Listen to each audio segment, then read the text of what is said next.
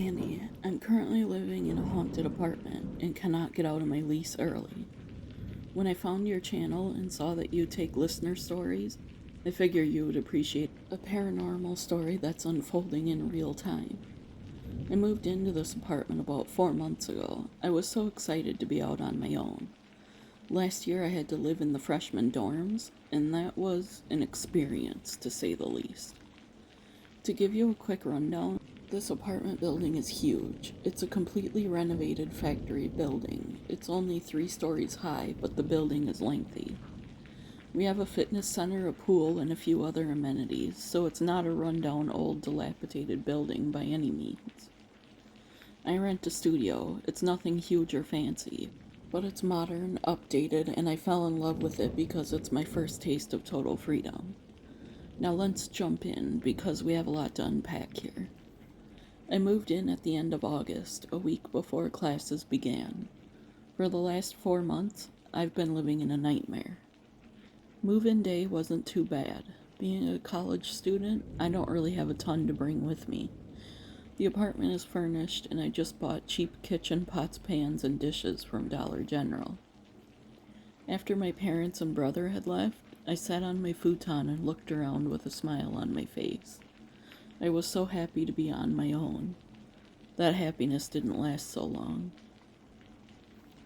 Later that night, I was curled up on the futon under my favorite pink furry blanket, watching reruns of Gilmore Girls and eating straight out of the ice cream container, because it was all mine and there was no one to yell at me about it. I was into the show and nearly fell off the couch when there were multiple loud thuds in the kitchen behind me. It was a small studio apartment, so the kitchen pretty much consisted of a few feet of counter space, a sink, a mini stove, a few cabinets, and a fridge.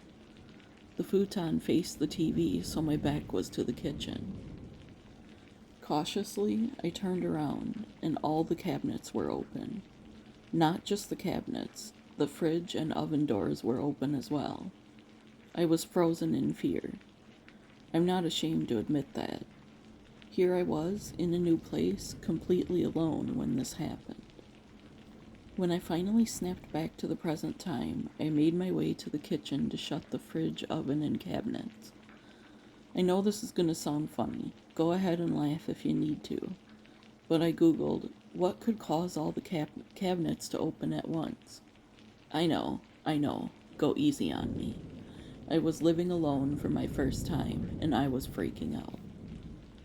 That night, as you can imagine, it took me forever to fall asleep, but I eventually did, unfortunately. I was woken a short while after I fell asleep by something, grabbing my ankle. I screamed, though I knew no one could hear my screams.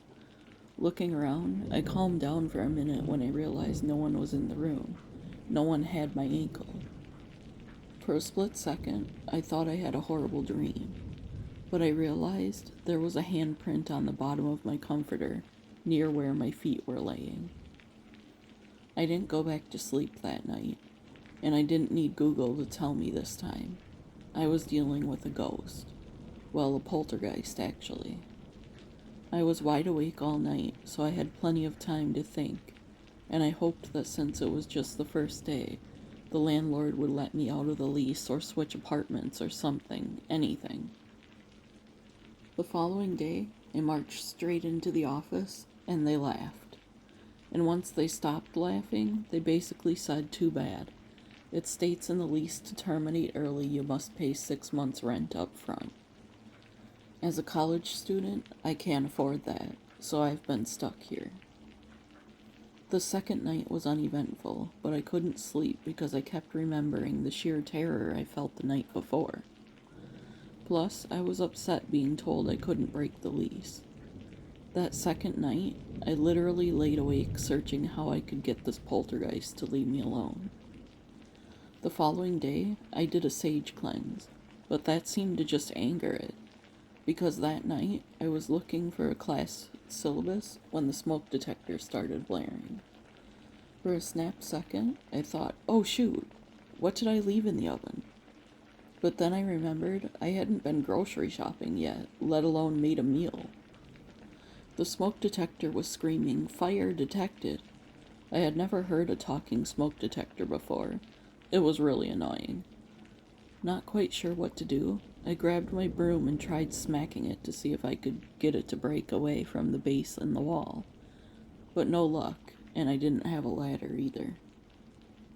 As I was leaving a voicemail for emergency maintenance, the fire department showed up. I completely spaced the fact that a lot of smoke detectors, especially in apartment buildings, are linked to the department. Thankfully, they were able to reset it. Guess the batteries were probably close to dying and it just wigged out, the fireman said. Not wanting him to think I was crazy if I mentioned my new apartment was actually being haunted by a poltergeist, I smiled and nodded. Like I said at the beginning of this story, it's been nearly 4 months, and that was just the first few days. I've experienced lights turning off and on, cabinets opening, appliances going off, apparitions, and much more since then. I cannot wait for my lease to be up. I want to run and never look back. Sometimes I go home to my parents or to my best friend's house for a night or weekend just to get a break. Things will go quiet for a few days and I begin to think maybe whoever it is finally going to leave me alone. But then it'll start back up again. Wow, you're actually really strong for sticking it out. I know financially you don't have a choice, but I'd be crashing at my parents' and my friend's house and only returning for fresh clothes or whatever, so kudos to you.